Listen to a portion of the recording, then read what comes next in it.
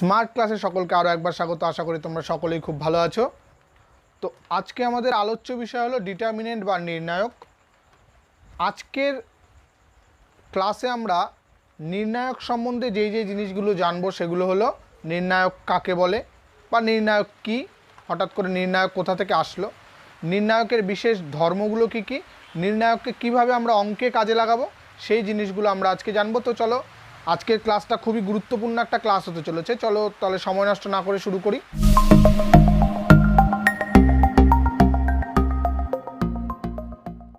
ডিটারমিনেন্টের সঙ্গে ম্যাট্রিক্সের একটা খুব গভীর সম্পর্ক রয়েছে। যখনই আমরা ডিটারমিনেন্ট পড়বো তার আগে আমাদের ম্যাট্রিক্স সম্বন্ধে ধারণা অবশ্যই লাগবে। তোমরা যারা ম্যাট্রিক্স সম্বন্ধে ম্যাট্রিক্সের ক্লাসগুলো করেছো তারা অবশ্যই জানো, এবং যদি কেউ মিস করে থাকো তাহলে আই বাটনে ক্লিক করে ম্যাট্রিক্সের বেসিক কনসেপ্টগুলো একটুখানি দেখে নেবে। তো আমরা যখন ডিটারমিনেন্ট পড়বো তখন ম্যাট্রিক্সের কী জিনিসটা কাজে লাগবে সবসময় মনে রাখবে। একটা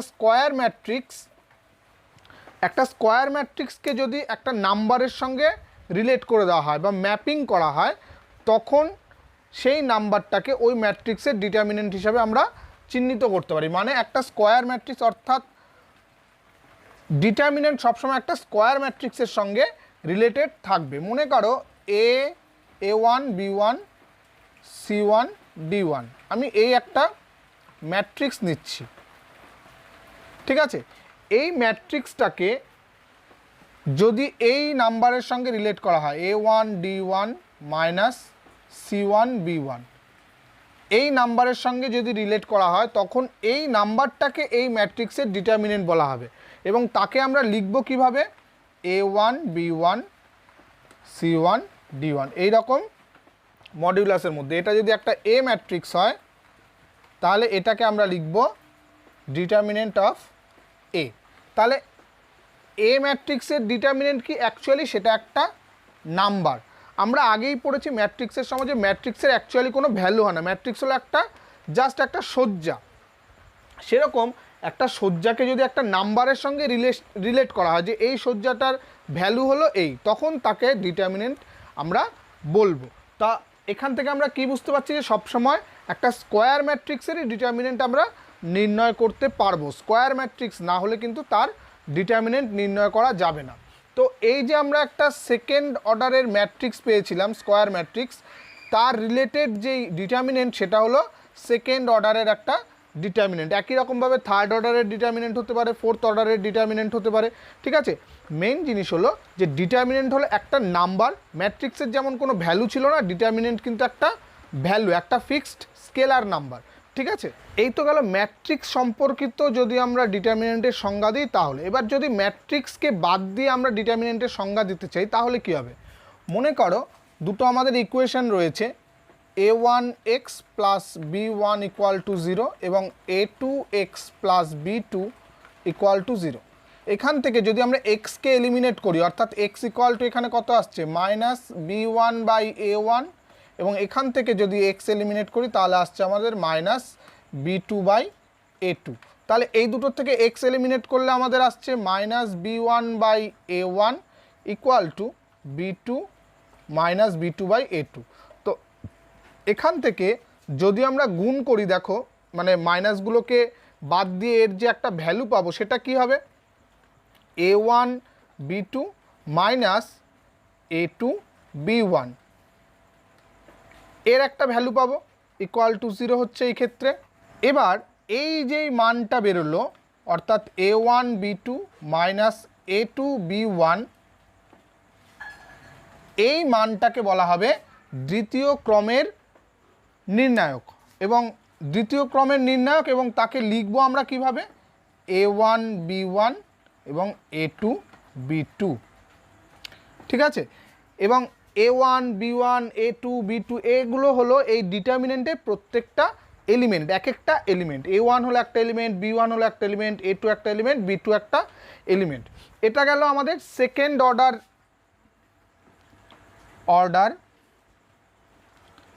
ডিটারমিনেন্ট। তাহলে থার্ড অর্ডার যখন আসবে তখন নিশ্চয়ই এখানে কটা রো কটা কলাম হচ্ছে? দেখো দুটো রো এবং দুটো কলাম হয়েছে। এবার থার্ড অর্ডার কী করে আমরা নির্ণয় করব, একই রকমভাবে মনে করো a1x plus b1y plus c1 equal to 0, a2x plus b2y plus c2 equal to 0 এবং a3x plus b3y plus c3 equal to 0 হয়। এই দুটো থেকে আমরা এক্সের ভ্যালু যদি আমরা বের করি, এক্স ওয়াই এর সমাধান করি, তাহলে কীরকম আসবে আমরা এখানে করতেই পারি। X by equal to y by equal to 1 by, আমরা যখন সমাধান করব কি করে হয় দেখো, b2 c3 minus b3 c2 এবং একই রকমভাবে এইটা হলো, এবার এইটার সঙ্গে এইটা c2 a3 মাইনাস c3 এবং 1-এর নিচে কি বসবে, a2 b3 minus a3 b2। তো এই ভ্যালুগুলো এখান থেকে x সমান সমান কত আসবে, x ইকুয়াল টু আসবে হলো, এটা ওপরে চলে যাচ্ছে b2 c3 minus b3 c2 by এটা হলো a2 b3 minus a3 b2। একই রকমভাবে y এর ভ্যালু আমরা পাবো c2 a3 minus c3 a2 by a2 b3 minus a3 b2। ঠিক আছে, বেরিয়ে গেল আমাদের এক্স আর ওয়াই এর ভ্যালু। এবার এই এক্স ওয়াই এর ভ্যালু যদি আমরা এই 1 নম্বর যে সমীকরণটা আছে এখানে বসিয়ে দিই, তাহলে কি আসবে দেখো তো, a1 ইন্টু এই নিচের এই দুটো অংশ তো একই, সেটা এই c1 এর সঙ্গে গুণ হয়ে যাবে, তাহলে a1 এর সঙ্গে থাকবে হলো b2 c3 minus b3 c2 plus b1 এর সঙ্গে কি থাকবে, b1 এর সঙ্গে থাকবে হলো c2 a3 minus c3 a2, তারপরে প্লাস c1 এর সঙ্গে থাকবে হলো এই নিচের অংশটা a2 b3 minus a3 b2 equal to 0। ঠিক আছে, এই ভ্যালুটাকে আমরা লিখতে পারি এরকমভাবে a1 b1 c1 a2 b2 c2 a3 b3 c3। এটা হলো থার্ড অর্ডার ডেরিভেটিভ,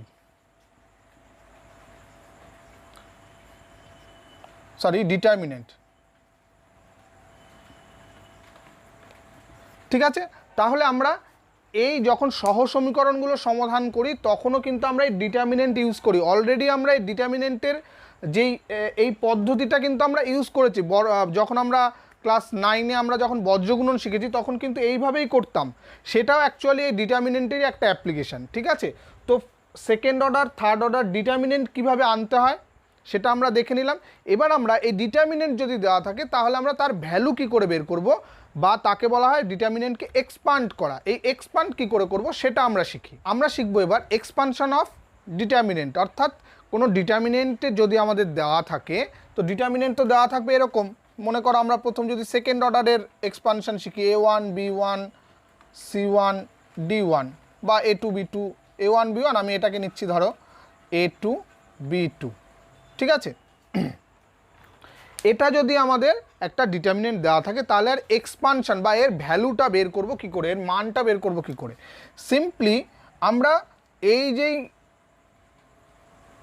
কর্ণ রয়েছে এর প্রধান কর্ণ তো এটা, এই প্রধান কর্ণ বরাবর আগে গুণ করব, কি হবে a1 b2 অর্থাৎ a1 b2, তারপর একটা মাইনাস চিহ্ন আসবে এবং তারপর এই যে কর্ণটা রয়েছে এটা হলো গৌণ কর্ণ বলে, এটা মুখ্য কর্ণ, এটা গৌণ কর্ণ, এই গৌণ কর্ণ বরাবর আমরা গুণ করব, তাহলে a2 b1।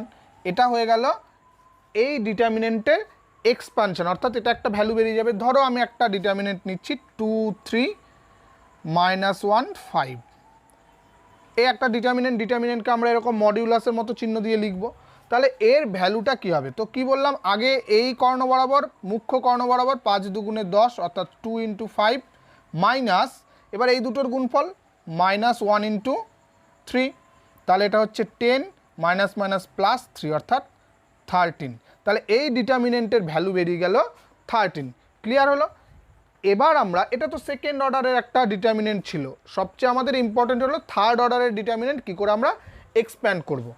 মনে করো আমাদের কাছে একটা ডিটারমিনেন্ট রয়েছে A1 B1 C1 A2 B2 C2 A3 B3 C3। এই ডিটারমিনেন্টটা আমাদের রয়েছে। এটা একটা থার্ড অর্ডার ডিটারমিনেন্ট, কারণ তিনটে রো আছে, তিনটে কলাম আছে। একে আমরা দুই রকমভাবে বা অনেক রকমভাবে আমরা একে এক্সপ্যান্ড করতে পারি। আমরা এটাকে আমাদের মুখ্য রো ধরে, অর্থাৎ এটার রেসপেক্টে আমরা এক্সপ্যান্ড করতে পারি, অথবা যে কোনো একটা কলামের রেসপেক্টে এক্সপ্যান্ড করতে পারি। মাঝখানের কলামগুলো নিলেও কোনো অসুবিধা নেই, কিন্তু আমরা সবসময় যে কোনো একটা রো অথবা যে কোনো একটা কলাম বরাবর করলে আমাদের মানে হিসেব করতে সুবিধা হবে, ক্যালকুলেশন করতে সুবিধা হবে। আমি প্রথমে এই রো বরাবর যদি আমরা এক্সপ্যান্ড করি তাহলে কিভাবে করব সেটা দেখাই। তাহলে আমরা এই রো বরাবর এক্সপ্যান্ড করছি।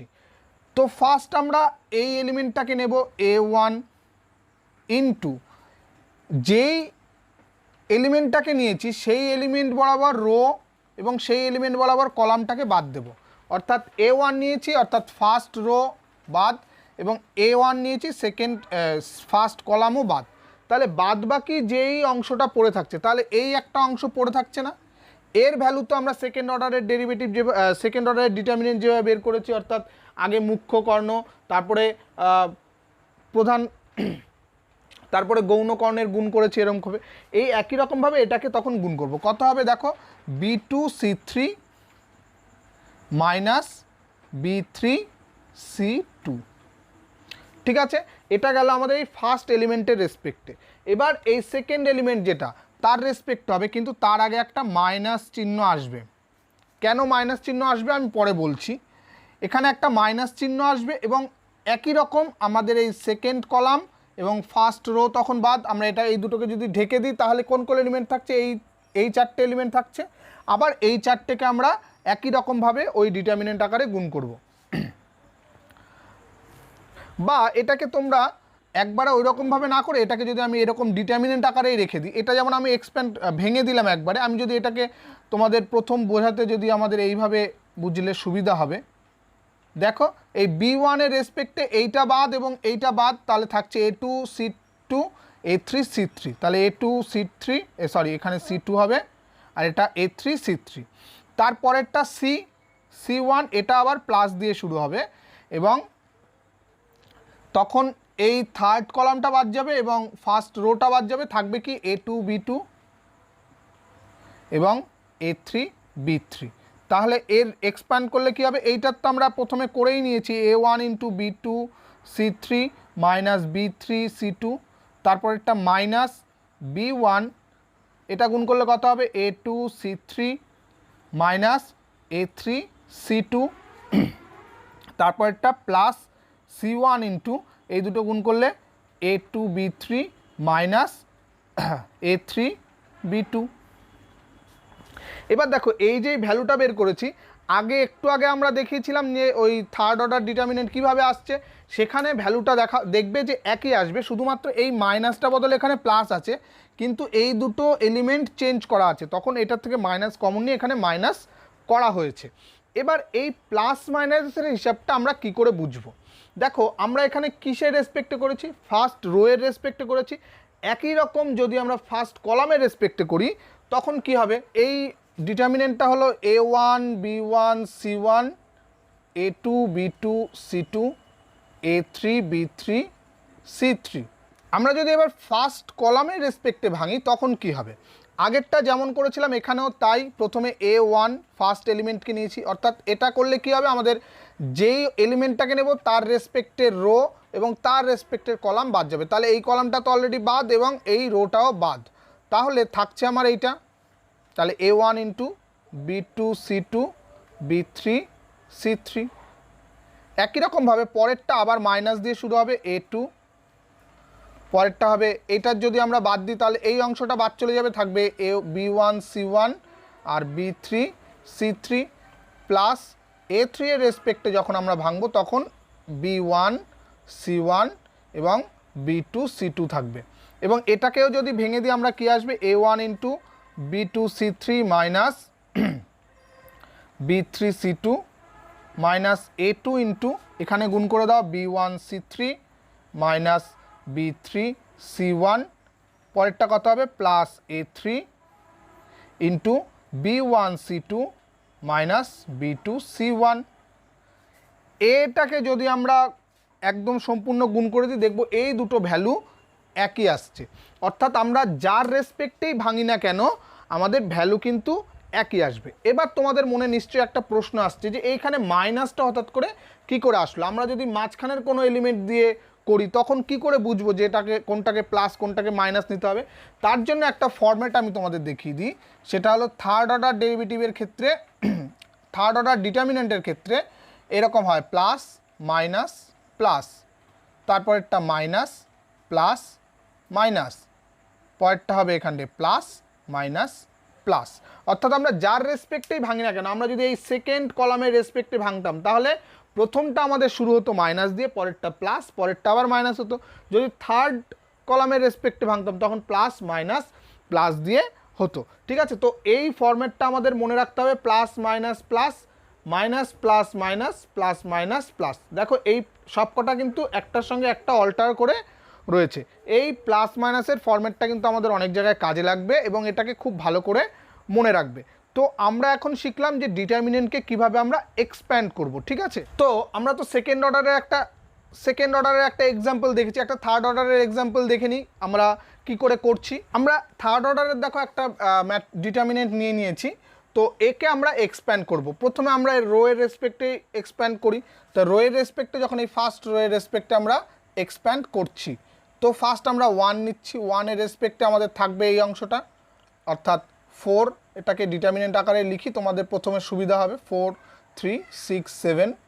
তারপরেরটা কি, এখানে প্লাস আছে, এটার মাইনাস এটার প্লাস, তাহলে -3 ইন্টু, তাহলে এই কলাম বাদ এবং এই রোটা বাদ, তাহলে থাকবে 2 3 4 7, 2 3 4 7।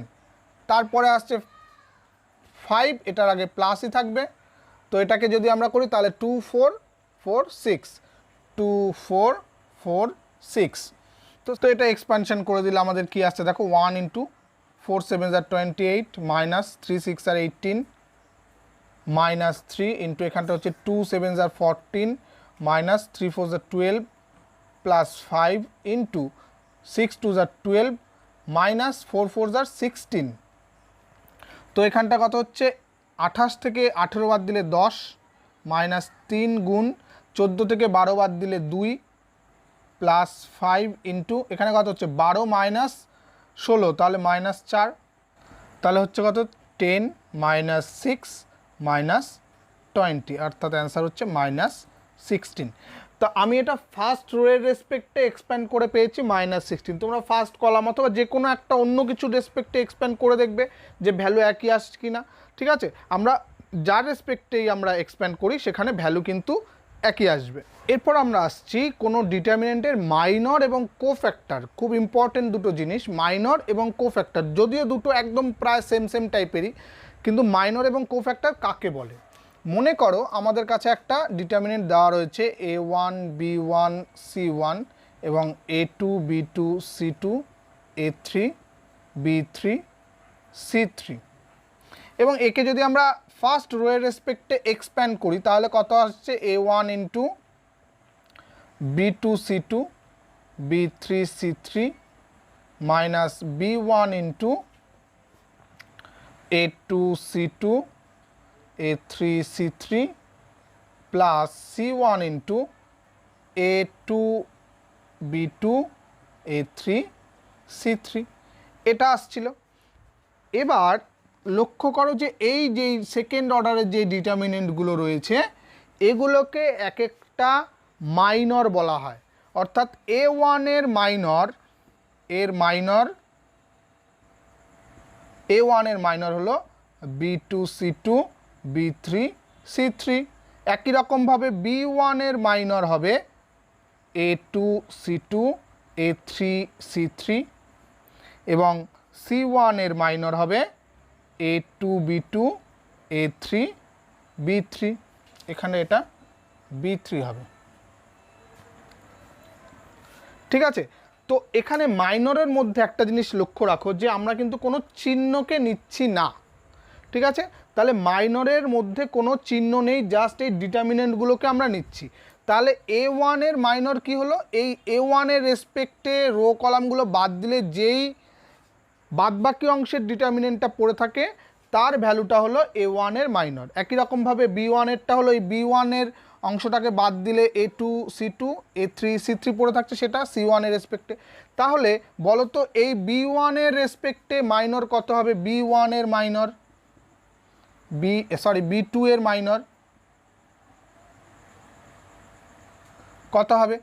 তখন আমরা কি করব, এর রেসপেক্টে রো এবং কলামকে বাদ দেব, পড়ে থাকবে কি A1 C1 A1 C1 A3 C3 A3 C3। বোঝা গেল? তাহলে আমরা যে কোনো এলিমেন্টের মাইনর বের করতে পারবো। এবার আসছে সহগুণনীয়ক বা কোফ্যাক্টর। তাহলে সহগুণনীয়ক বা কোফ্যাক্টর কাকে বলবো?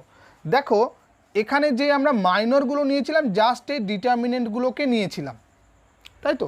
যখন আমাদের কোফ্যাক্টর চলে আসবে, যখনই আমরা সহগুণনীয়ক বলবো তখনই এদের সঙ্গে চিহ্নগুলোকে জুড়ে দিতে হবে। অর্থাৎ A1 এর সহগুণনীয়ক কত হবে? এখানে চিহ্ন এটার প্লাস আছে, তাহলে প্লাস দিয়ে, বা প্লাস তো না দিলেও আমাদের হয়। B1 এর সহগুণনীয়ক কী হবে? সেখানে মাইনাস হয়ে যাবে। হ্যাঁ, যেহেতু B1 এর আগে চিহ্নটা আছে মাইনাস, অর্থাৎ এর সঙ্গে যেই অংশটুকু গুণ আছে সেটা, অর্থাৎ A2 C2 A3 C3, ঠিক আছে? একই রকমভাবে C1 এর গুণনীয়ক সহগুণনীয়ক এটাই হবে। তাহলে সহগুণনীয়ক আর মাইনরের মধ্যে পার্থক্য কি? মাইনরের সঙ্গে কোনো চিহ্ন থাকে না, মানে এই এদের যে সামনে যে চিহ্নগুলো আছে সেই চিহ্নগুলো আমরা নিই না, কিন্তু সহগুণনীয়কের সময় এর চিহ্নগুলো, অর্থাৎ এই ডিটারমিনেন্ট সামনে যে চিহ্নগুলো রয়েছে সেই চিহ্নগুলোকে আমরা নেব। তাহলে বলো তো B2 এর সহগুণনীয়ক কত হবে? B2 এর সহগুণনীয়ক এটা, এর চিহ্ন কি আছে? এটার প্লাস মাইনাস প্লাস, এটার মাইনাস প্লাস মাইনাস, তাহলে এর চিহ্ন যেহেতু প্লাস আছে তাহলে এর মাইনর যা ছিল এর সহগুণনীয়কও তাই হয়ে যাবে, অর্থাৎ A1 C1 A3 C3, ঠিক আছে? তো মাইনর এবং কোফ্যাক্টর তোমাদের বোঝা হয়ে গেল। এর দু একটা আমরা ছোট ছোট এক্সাম্পল করি। তো আমরা দেখো দুটো উদাহরণ নিয়েছি, এদের মাইনর আমাদের বের করতে বলেছে। আমরা থার্ড অর্ডারের মাইনর কিন্তু আমরা শিখে নিয়েছি, আমরা সেকেন্ড অর্ডারেরটা শিখিনি, এখানে আমরা শিখছি। দেখো মাইনর কি ছিল? এই এলিমেন্টগুলো, প্রত্যেকটা এলিমেন্টের মাইনর আমরা বের করব। মাইনর মানে কি ছিল? যে যেই এলিমেন্টের মাইনর বের করব তার রেসপেক্টের রো এবং কলাম বাদ দিয়ে যেই অংশটুকু পড়ে থাকবে সেটাই হবে ওর মাইনর। তাহলে 4 এর মাইনর কত হবে? 4 এর মাইনর, তাহলে 4 এর রেসপেক্টে যখন করব তাহলে এই রো এবং এই কলাম বাদ থাকবে, তাহলে পড়ে থাকছে 2, তাহলে 4 এর মাইনর হচ্ছে 2। তাহলে একই রকমভাবে -7 এর মাইনর কত হবে? -7 এর মাইনর হয়ে যাচ্ছে তখন এইটা এবং এইটা বাদ, তাহলে -3, ঠিক আছে? তাহলে একই রকম -3 এর মাইনর কত হবে? -3 এর মানে এইটা এটা বাদ, তাহলে -7, এবং 2 এর মাইনর, 2 এর মাইনর কত হচ্ছে?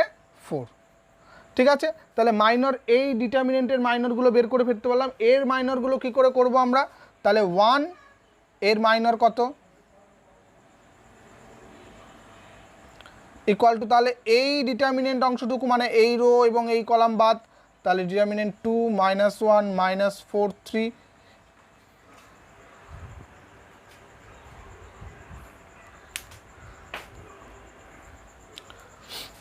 এই একই রকমভাবে 2 এর মাইনর কত হবে? 2 এর মাইনর হবে এইটা এইটা এইটা এইটা, মানে রেসপেক্টের রো কলাম বাদ দিয়ে দিলে আমাদের -1 -3 -1 2 -4 পড়ে থাকছে। একই রকমভাবে 3 এর মাইনর কত হবে?